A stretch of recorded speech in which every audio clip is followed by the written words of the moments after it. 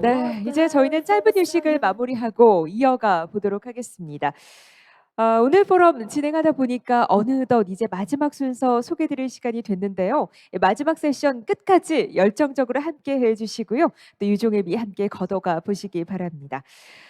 자, 그럼 마지막 세션을 시작해 보도록 하죠. 아마 오늘 이 행사처럼 지금 이 시각 어딘가에서는 여러 국제회의 그리고 컨벤션, 전시회 등등이 개최가 되고 있겠죠. 그 가운데 이 협학회 회의 역시 아주 활발하게 진행되고 있는 분야인데요. 이 협학회에도 글로벌 트렌드가 있다고 합니다. 이어지는 발표에서 좀 더 자세하게 만나보도록 하겠습니다. 자, 이번 순서는 국제협회연합 UIA의 클라라 페르난데즈 로페즈 대외 협력 이사님께서 준비하고 계시고요. 이 협학회 회의 글로벌 트렌드란 주제로 발표 들어보도록 하겠습니다. 온라인을 통해서 만나 뵙도록 하죠. 함께 만나보시죠.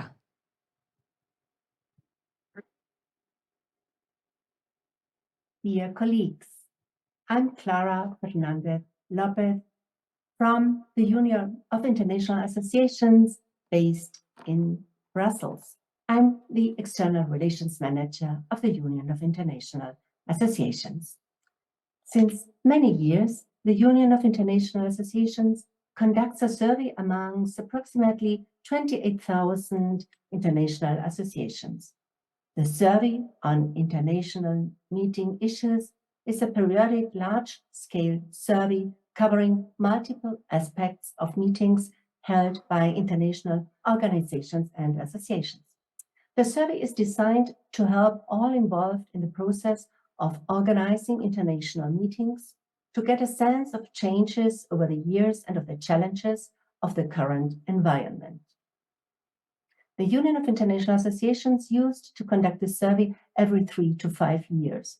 The fast changes in technology, transport, communications, then the events crisis years due to the pandemic situation in 2020, 2021, and even still in 2022 have made it necessary that we observe the impact on the global travel and meetings industry and on the meetings behavior of international associations in shorter terms. The UIA survey on international meeting issues now focuses on the changed approach of associations when planning and organizing their international events. Why do we do these surveys? We want to support you in preparing for the post-pandemic world by gaining insight in how the international business events market has changed and what meeting and event planners from international associations are expecting from destinations and from suppliers.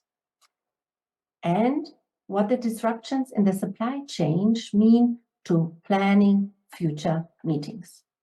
We want to continue examining, and we continue in creating awareness, how planners perceive convention bureaus and destination partners, and to explore, has this perception changed during COVID?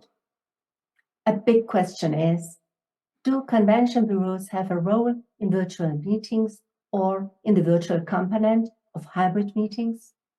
Thank you for listening today. Let me start the presentation.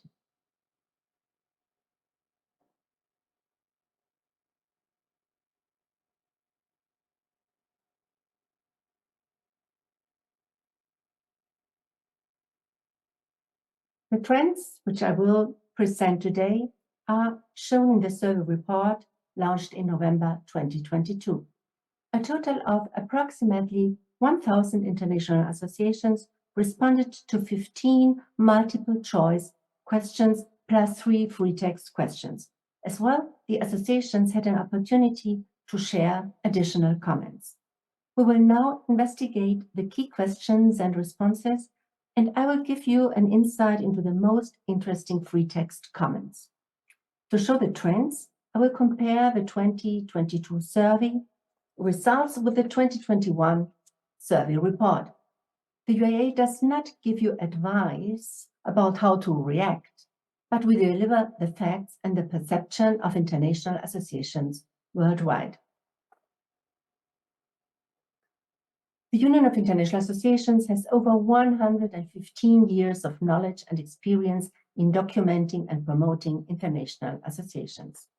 Our associations database, the Yearbook of International Organizations Online, profiles more than 43,000 active international organizations. Of these, more than 28,000 have an international meeting activity. Our associations database, the International Congress Calendar Online, describes more than 546,000 meetings from 1851 to 2037. Of these, more than 3,000 are future meetings. The number of meetings in the International Congress calendar from 2019 to 2022 already show a trend. 2019, there have been 14,959 meetings, in 20, 8,494, in 21, 8,512, and in 22, we see it growing again to 8,773. We asked associations the question, how many delegates usually attend your major international meeting? While in 2021, 83% of the meetings had a total of 50 to 500 participants, in 2022, this have been 76%. Meetings with more than 2,500 participants were only 5% in 2021 and 4% in 2022. The biggest shift has happened in the meetings with 1,000 to 2,500 participants. These had been 7% in 2021 and are now 13%. So can we see a trend? I think major and medium-sized meetings between 100 and 2,500 participants stay relevant or even gain in relevance. Small meetings lose in-person relevance. Question number 3 asked or gives insight into the shift in formats of associations meetings caused by pandemic restrictions or worries. In 21, 52% had changed the format from in-person to virtual, online, or to hybrid. 8% of these 52% changed to hybrid. In 2022, 54% have changed the format. The biggest shift has been to hybrid, 18% in 2022. In 2021, 29% had rescheduled their meeting. Still, 26% did so in 2022. I find it astonishing that in 2021, only 16% had cancelled their meeting. 13% still cancelled their meetings in 2022. Change of the destination as part of the rescheduling happened. In 21, 2% changed the destination. In 22, this have been 6%. In the next question, we asked about the total of meetings cancelled. In 21, 27% did not cancel any meeting. In 22, 43% did not cancel any meeting, but still 54% cancelled at least one meeting. We asked, based on your knowledge today, what is the earliest date you anticipate your association will return to in-person programs? In 21, 54% expected to return to in-person meetings in the next year, which was 22. In 22, 70% were either expecting to return to in-person meetings or had already done so. In 21, 14% did not give an expectation or did not expect this to happen before 2023.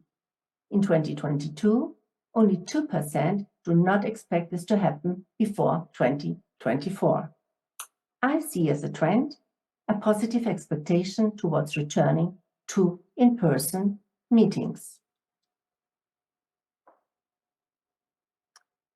So we asked, looking forward, do you expect online hybrid aspects to remain part of your operations for major events in the long term? In 21, 73% expected online and hybrid options to remain part of the options to offer. In 22, it's slightly less. 66% expect this, and 15% do not expect virtual aspects to remain relevant for the major meetings in the future. The trend, as you can see, it is still more than 50% expecting online or hybrid to remain part of the association's meetings operations. We asked, are technology challenges a problem? In 21, 58% said not to have issues with technology. In 22, it's only 45% not having issues with technology.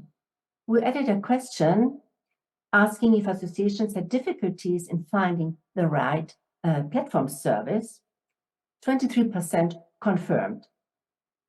I do not know if I should call this a trend, but it doubtlessly is a need. Education and support for associations about meeting technology. We asked, what do you believe would be the overall revenue impact of the pandemic on your events-related business in 2021, 2022? In 21, 25% were expecting a decline in income of more than 50%. And in 22, still 21% expected a decline in income of more than 50%. A total of 40% expect a decline of more than 25% in the events-related business caused by the pandemic. A possible trend?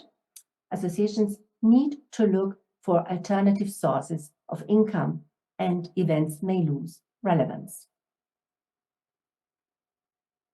We asked how the pandemic has affected the respective association. In 22, 23% said a reduction in membership, resignations or less renewals than expected. This is more than in 21. 29% had reduced revenues or income from established channels. 5% needed to dismiss staff or reduce hours. 17% experienced a decline in sponsorship, and 14% had reduced donations or financial contributions. We asked the associations if they think they will be able to survive the social and economic impacts. In spite of the negative economic impact, which is shown in some of the previous questions, we have a positive perspective. In 22, 81% are confident to survive, and this was only 84 in 21. But 14% make it dependent on how long the situation will last. We know today the situation is much better.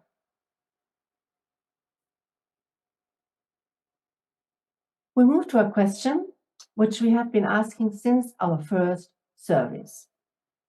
We asked associations if they have ever consulted a convention and visitors bureau during the last 5 years. And in 22, still 46% do not know about CVBs or have never consulted one. It's slightly better than in 2021, where it was 49% in absolute ignorance about these services, but it certainly continues to be an issue. The trend is slightly positive, but still a long road to go to tell associations about the support a CVB can give them.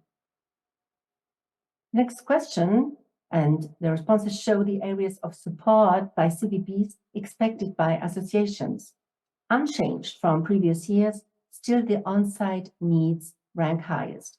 Support in finding the right venue and accommodation is still wanted by 31% of the associations. And getting technical support for virtual hybrid meetings ranks high with 12% in 2022. We'll now move to the 3 free text questions. I will just point out on the most commented topics. We asked for the 3 aspects considered most important or critical for holding an event in a conference center or another meeting venue. In 22, hybridity and on-demand access to the main content ranks highest. As well, the venue should support hybrid events, but as well, the travel and delegate logistics such as visa, easy access to airports ranks very high. Health, safety issues, venue options for lots of space, good ventilation is important, and more flexibility in contract terms for a risk reduction when cancellations are needed. And high ranks as well that there are local partners, that there are members of the association in the destination to have a chance for a cooperation. We asked for the 3 aspects which are considered critical for traveling to a meeting for international travel. Short travel time to the destination gains importance. Meetings in person must have more and obvious benefits than meeting online. Safety ranks high, health protection, and the political situation at the destination. Hybrid and other creative alternatives should be offered at the destination. And when traveling, easy access, easy connections, open borders, direct flights, no more than 2 connections, as little travel time and travel exposure as possible.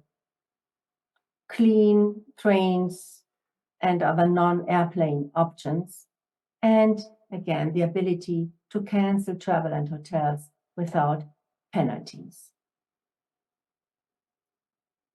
The last question asked if crisis and disruption can also be opportunities for growth and positive change, and if there have been positive developments in the association in their meeting activities. The responses were that many appreciate having learned to meet without traveling, but many have learned to value personal meetings again. Of course, the sustainability factors like less carbon footprint, etc., rank high. They see an increase in number of meetings and more communication within the association with the members because the enhanced use of technology.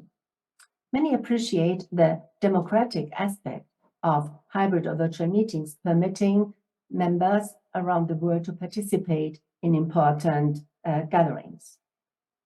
But again, many have realized how beneficial personal meetings are. Thank you for your attention. Let us now discuss. I look forward to the panel session. And when you are back home, you can download the survey report from UAA website.